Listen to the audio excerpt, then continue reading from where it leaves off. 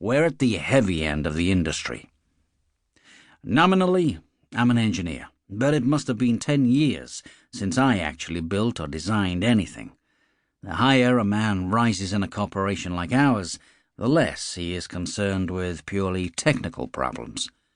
Of course, the jargon of modern management makes everything sound technical, and the subcommittee rooms resound with phrases drawn from critical path analysis, operations research, and industrial dynamics. But all that flim-flam is discarded at the big boardroom table, where the serious decisions are made by men who know there is a lot more to management than the mechanics of technique. There are lots of names for people like me. In some companies, I'm called an expediter.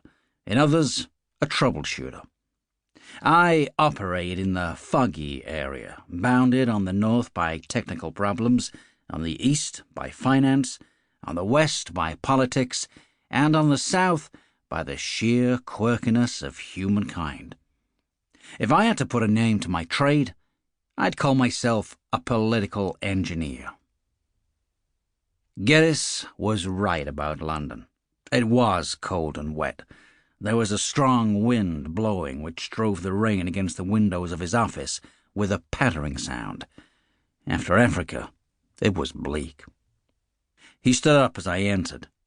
"You have a nice tan," he said, appreciatively. "It would have been better if I could have finished my vacation. What's the problem?"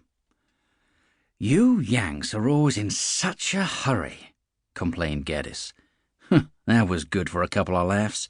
You don't run an outfit like British Electric by resting on your butt, and Geddes, like many of the Britishers in a top-ranking job, seemed deceptively slow, but somehow seemed to come out ahead. The classic definition of a Hungarian as a guy who comes behind you in a revolving door and steps out ahead could very well apply to Geddes. The second laugh was that I could never break them of the habit of calling me a Yank. I tried calling Geddes a scouse once, and then tried to show him that Liverpool is closer to London than Wyoming to New England. But it never sank in. "This way," he said. "I've a team laid on in the boardroom."